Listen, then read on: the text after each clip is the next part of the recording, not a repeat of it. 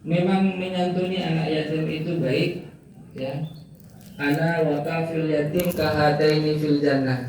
Aku dan para penyantun anak yatim itu seperti dua jari ini, menunjukkan betapa dekatnya kedudukan orang itu dengan Rasulullah Shallallahu Alaihi Wasallam. Tetapi tidak mesti di tanggal 10. Kapanpun kita bisa membantu maka diutamakan.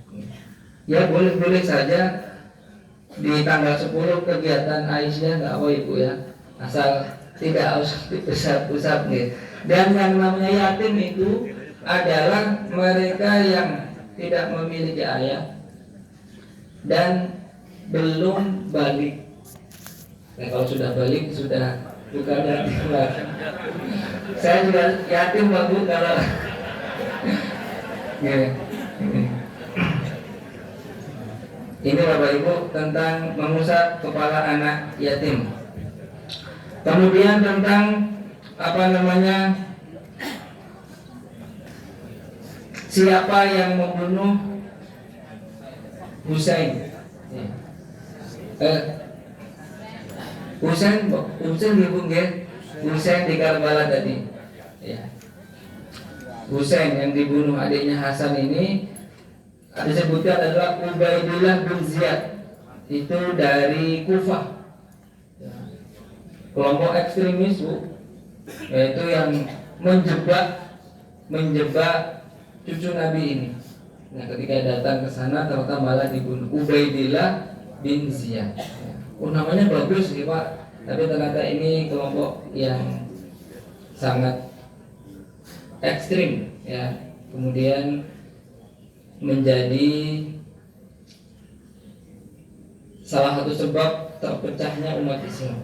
Mereka yang membela mati-matian menjadi kelompok Syiah bahkan Rafidhah.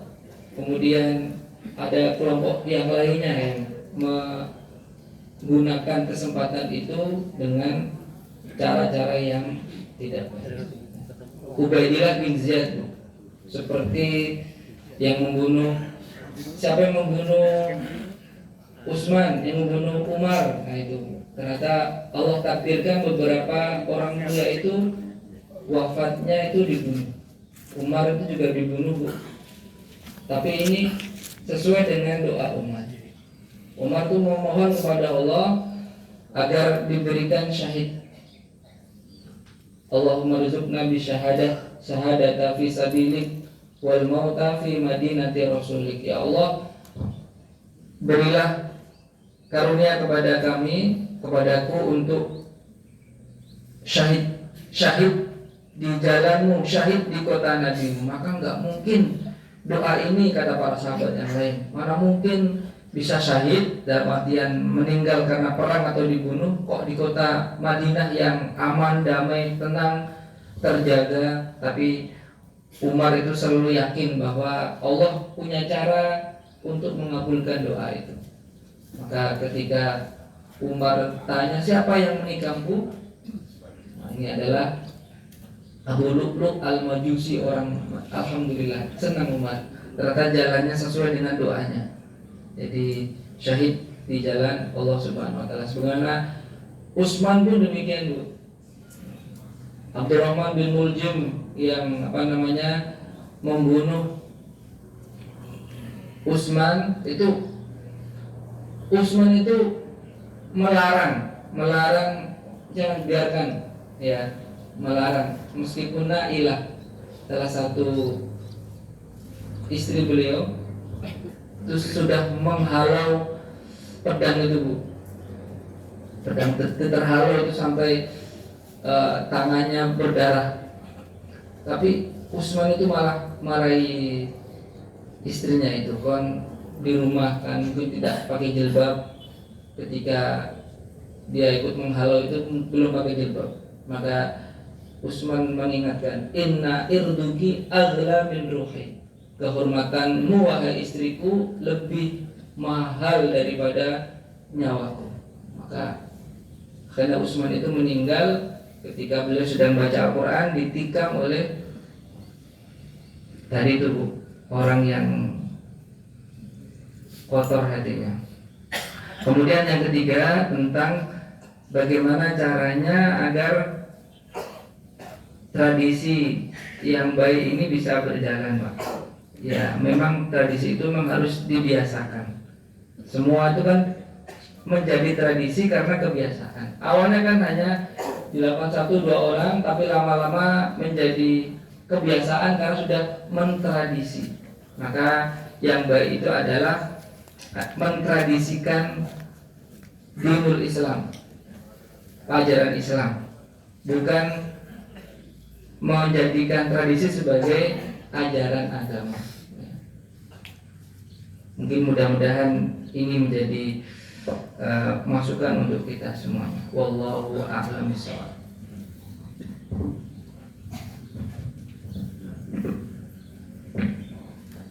Sudah. Tolong kalau masih ada waktunya masih 10 menit. Enggak.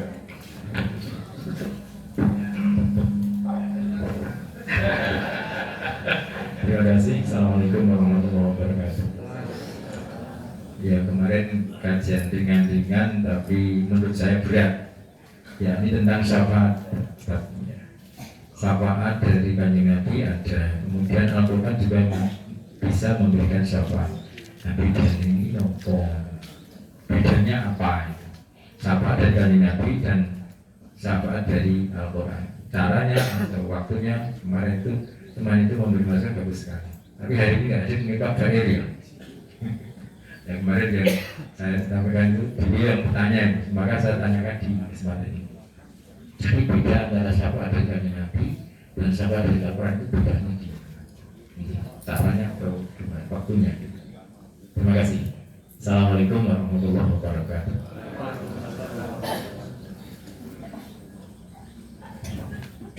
Terima kasih Bapak Ibu. Ini pertanyaan terakhir sekaligus gong dari acara kita kali ini. Nanti kalau kurang jelas nanti kita tanyakan ke guru kita Dr. Syakir supaya lebih mantap ya. Syafaat itu pertolongan, Pak.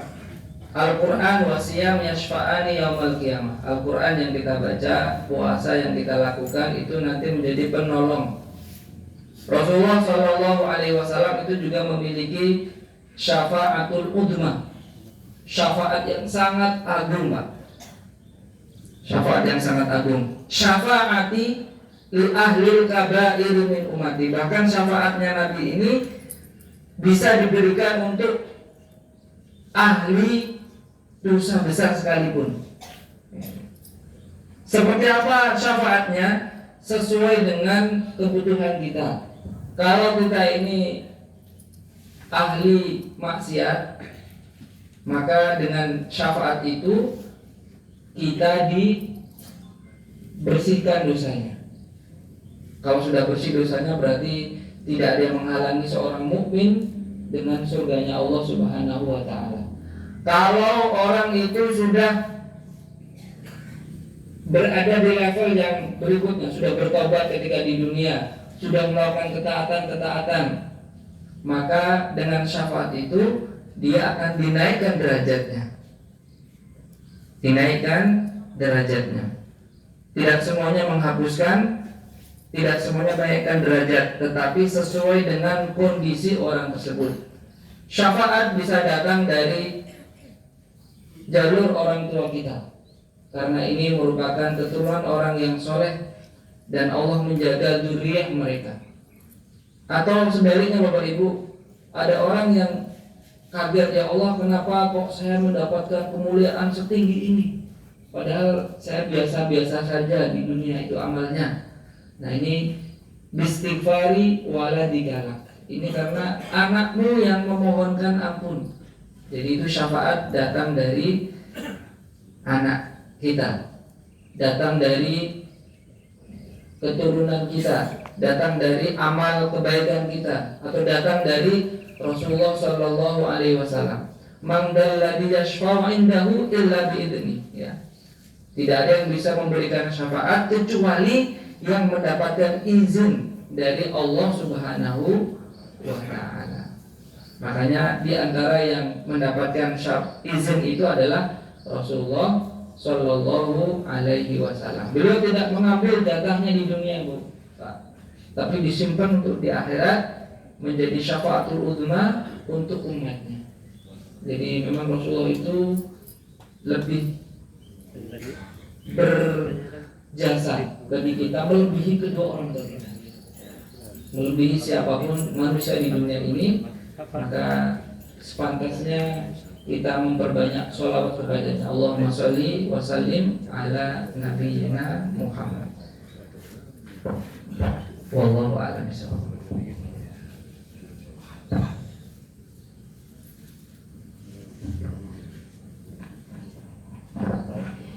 Jazakumullah khairan Ustaz Anam Fathurrahman yang sudah dijawab oleh amutan kita, semoga menjadi pencerahan buat kita semuanya ini. Amin Allahumma amin. Bismillahirrahmanirrahim. Ada informasi dari panitia di sini. Yang pertama, insya Allah kajian minggu depan yang akan mengisi adalah Ustaz Ridwan Hamidi LCMSI. Insya Allah minggu depan yang akan mengisi adalah Ustaz Ridwan Hamidi LCMSI. Kemudian infak pada pagi hari ini alhamdulillah terkumpul sebesar 2.875.000 rupiah.